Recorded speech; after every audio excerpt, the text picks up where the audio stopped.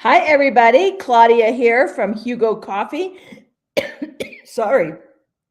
As you know, we are the only coffee company in America that is female founded and We Bank certified with an animal welfare mission. Our mission is to help save animals. And how do we do that? We do that by fundraisers, weekly, week-long online fundraisers with specific small cash-strapped animal rescue organizations around the nation. And today we're on round 4 with Kobe Henro Pet Food Bank and the lovely Helaine. Hello, Helaine. Hello, Claudia. Thank you for How having me back. Our pleasure. Much appreciated. You know what we love? Okay, among many of the things that we love about what it is we do, we want people to know, and you represent this perfectly, is that we support animal welfare organizations that might not just be dog and cat rescues, right? Your organization exists to support rescues because you're a food pantry for animals, which is fantastic, and we love supporting you. Thank you. And So having me back again, I think I'm extremely grateful because you were one of the first that believed in me way yeah. back in 2020 or early 2021. And you've been with me from probably about day 4. So I do appreciate that. That's awesome. Let's remind at least our fan base. I know your fan base is well aware, but let's remind our fan base as to how Kobe Henro started and why is it named Kobe Henro? Okay, I started Kobe Henro back in the fall of 2020. Mm-hmm. Right around the time when COVID was really in its peak. I was driving through the center of my town. I live in a small town in west of Boston, and I saw a long line of cars at the food pantry, and I truly paused. I had my 2 rescue dogs, Henry and Rosita, in the car with me. And I looked and I said, how are these people doing it? Never mind worrying about feeding themselves or their partner or their children, but how about the dogs and cats? That stuff, as we all know, pet food is very expensive. So that was pretty much where it began, and it did not take too long. I had an idea and I started reaching out to local food manufacturers, local pet stores, asking for their surplus of food. When I started this, I was just servicing the local food pantries. Mm-hmm. And over time, it's grown into food pantries. And now I'd say about 75% of my work, the food goes to Southern Rescue Transports. So what that is, we meet the Interesting. transports when they bring the pets up. We load up the car with food and then they go back down. So it's growing nicely. Oh, that's awesome. And I'm remembering part of this. So you help Southern rescue organizations when you meet so they're coming up to your area and they're transporting dogs and cats, and you say, okay, fill your van with food and take it back with you. Exactly. I think Yep. that's what you're going to have to remind me, because I talk to a Sure. different organization every week. Yeah. How did you get involved in the southern region of the country in their rescue efforts? I've been an animal lover and a rescuer for most of my life. I mean, I understood. I have 2 fortunate to have 2 nice shelters in town, and I have volunteered in one of them for a while. And I saw the need. I've had rescues my whole life, so I understand the impact and how challenging it is, how different the South is compared to the Northeast. So Mm. I reached out to one, actually, Charleston Animal Society was the first place I reached out to. I said, if you're coming up this way, I'm happy to meet you with food. And the director was very excited, said, absolutely, we'll meet you. So from Charleston, it grew. I do work with Oklahoma now. I do work with Houston. So I meet some of these transports in Connecticut because they have a route where they start, and some of them are driving, 30, 40 hours every week, every other week, one way. And they're saving. That's the highlight of my job. I meet the transports. I see those little dogs, sometimes cats, but I see the owners waiting for them, and it's beautiful. I mean, Yeah. there's nothing more to it than that. And you meet so many nice people along the way. I've met the nicest people in my life doing this work. Isn't that awesome? Oh, I feel like that's the same with us as well. I mm, mean, you have to have such a heart, right? Such a huge heart and such empathy to be in this line of work. And people with huge hearts and empathy tend to be great people and tend to be animal, It's right? true. I mean, you definitely realize, and you see the people out there, and some of them that I work with. I'm working with a woman now from she lives in New York, but she also lives in Puerto Rico, and she has an organization called Miracles Fasado Rescues. And I was at a food meetup with her in Connecticut, and we started talking. She said, if you ever want to come and see the dog farm I have in Puerto Rico, please come. So I had some time. One of my daughters had a few days off, and I said, come on, Emma, let's go. We'll go to Puerto Rico. We'll see what's happening. And to make a long story short, we saw the dire situation there and the work this woman is doing. I have such deep admiration for her. As much as I love animals, I don't think I have thick enough skin to do what she's doing. And she is something else. I mean, this is how they're surviving, the animals. And Mhm. we were talking, and a woman that works with her said, we could use some help with trying to find a grant writer. And I said, well, actually, my background, I was a writer. I'm going to Mhm. help you out. So to fast forward, we got funded, we got publicity, and we're having our first spay and neuter clinic in northern Puerto Rico. It's going to be a pop-up TNVR clinic, which is trap, neuter, Yep. vaccinate, and release.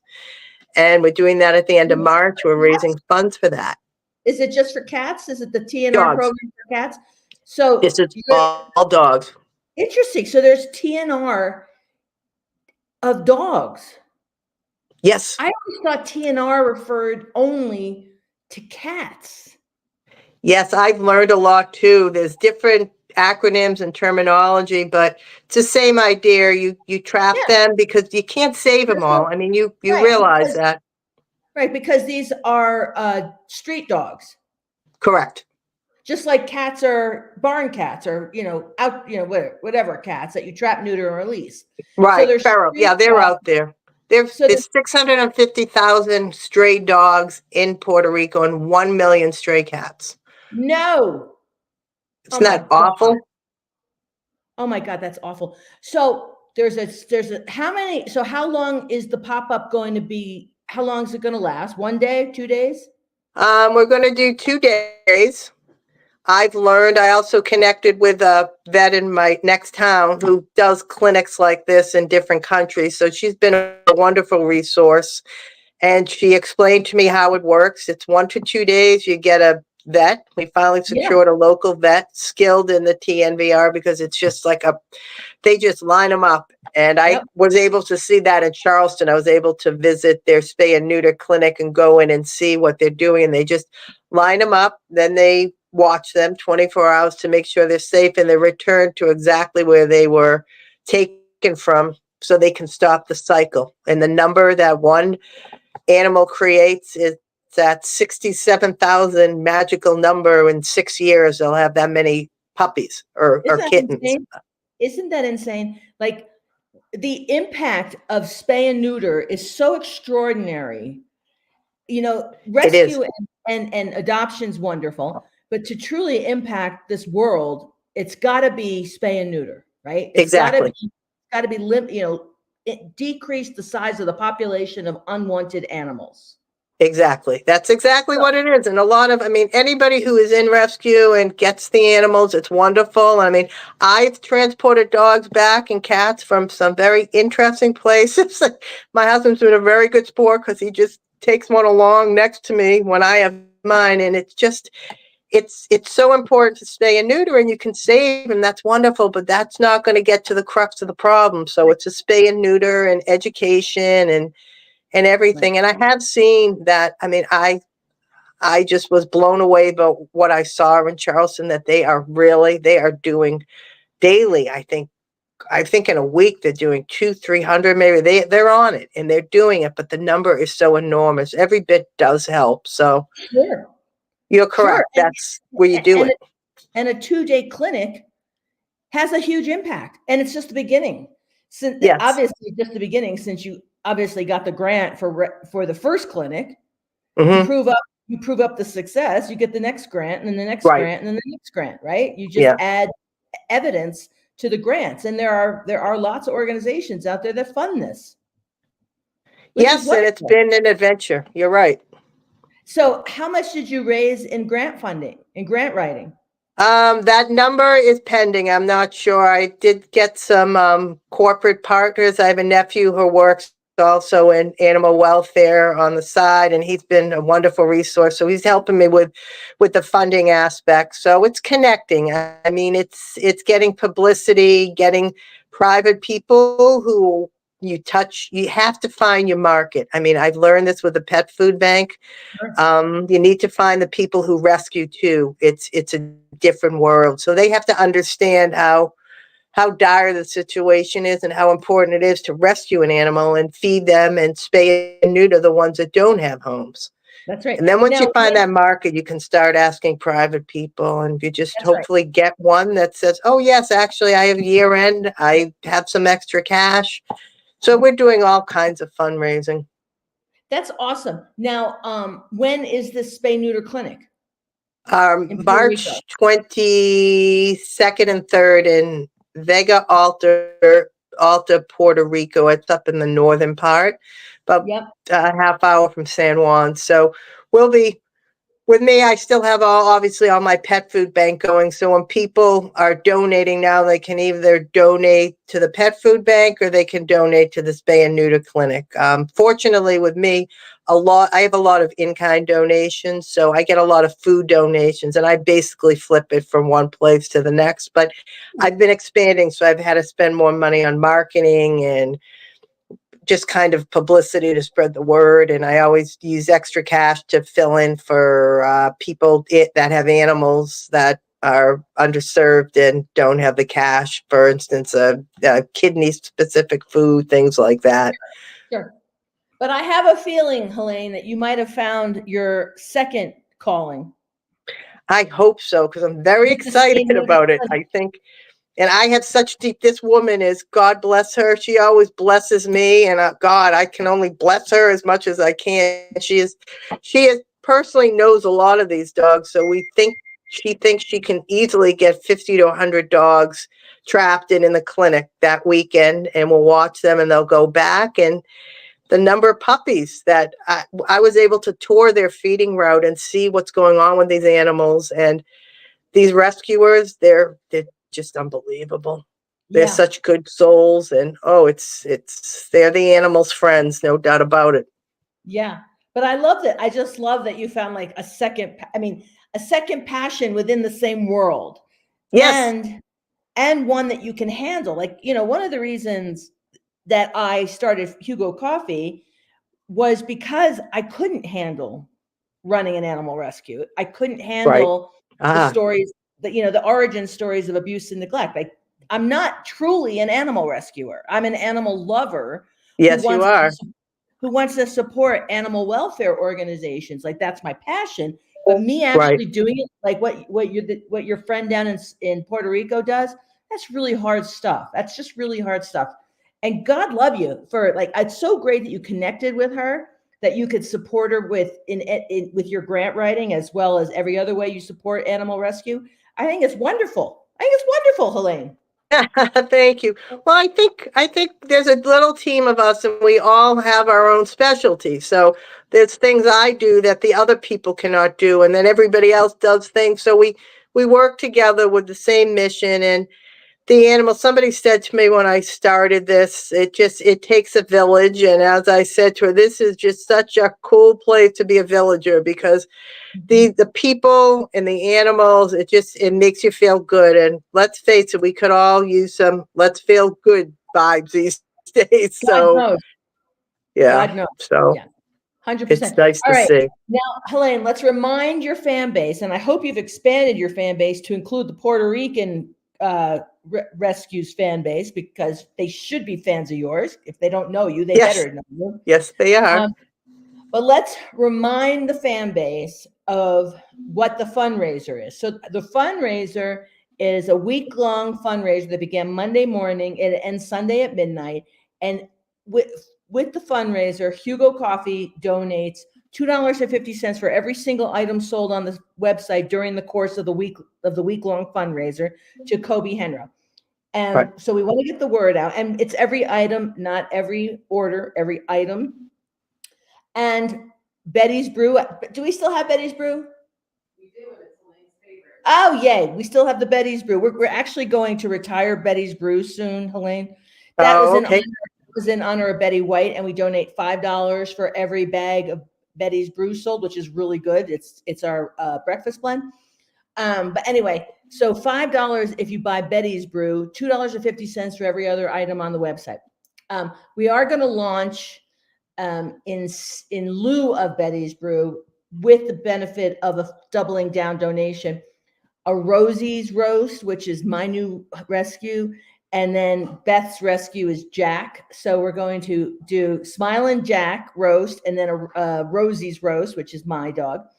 And we're going to do the $5 donation on 2 different roasts going forward once we retire Betty's Brew, probably by the end of the year.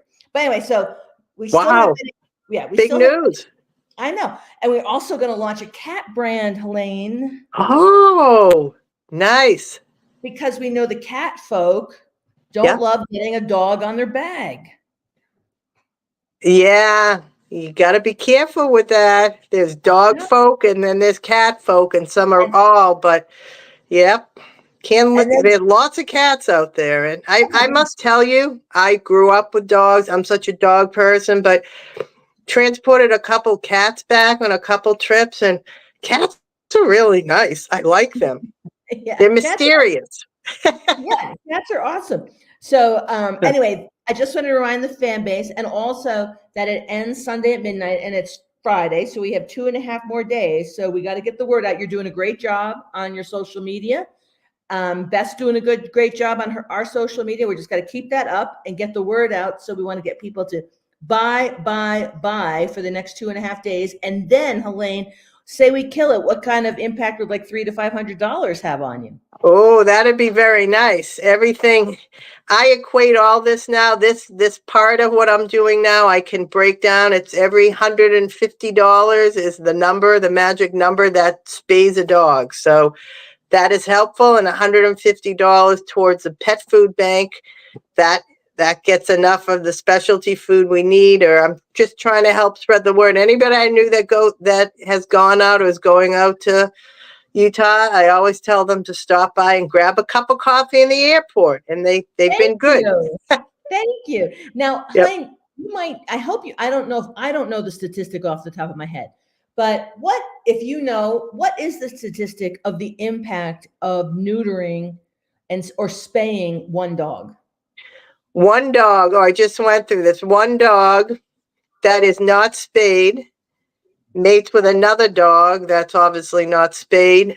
Within 6 years, there'll be 67,000 dogs, because they make the puppies quicker than humans. And then if they're not spayed and they keep going, I know this organization, they go on their feeding route, within a few months, there's new puppies. And so instead of, they had a group of maybe 10, within 3 months, 4 months, the number grows, and then it keeps on growing. So it's lack of funds, but we found a vet who seems very passionate, and there's a new organization opening there. So I'm going to let all these organizations know about you, so perhaps they could be guests on your show as well. And you make delicious coffee.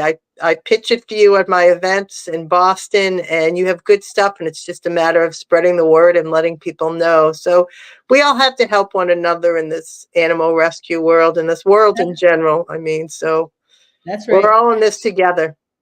But I mean, the impact, even if we only manage to spay 3 dogs with the donation, that's an extraordinary impact. Yes, that's over 200,000 dogs that are not born. Exactly. That's amazing. All right. So now, Helaine, we're going to get the word out.